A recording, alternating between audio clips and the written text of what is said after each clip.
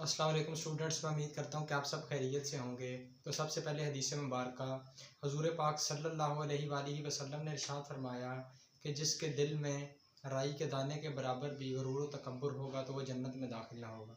तो इसके बाद जो हमारे डिफ़िकल्ट वर्ड्स हैं उनको देखते हैं। तो सबसे पहले हमारे पास वर्ड है कोरन। इसका मतलब होता है हमारे पास किशमिश, किशमिश या मुनक्का, जिसको खुश्क अंगूरों को पका के उनको खुश्क करके इसको क्या किया जाता है, बनाया जाता है। करंट का मतलब होता है बहाव, ठीक है, बहाव। करी का मतलब होता है हमारे पास, इसके तीन मतलब है। इसको आप लोग सालन भी बोलते हो। इसका मतलब खुशामद भी होता है, किसी की खुशामद करना, या इसका मतलब मालिश, किसी को दबाना या किसी की मालिश करना भी करी में आता है।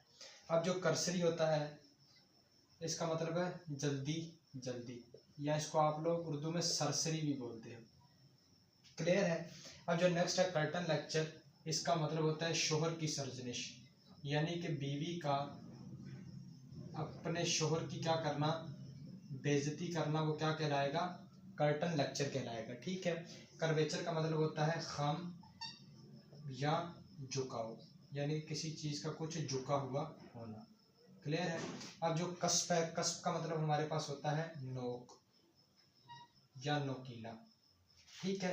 अब ये जो कर्ल है, कर्ल का मतलब होता है घुंघराले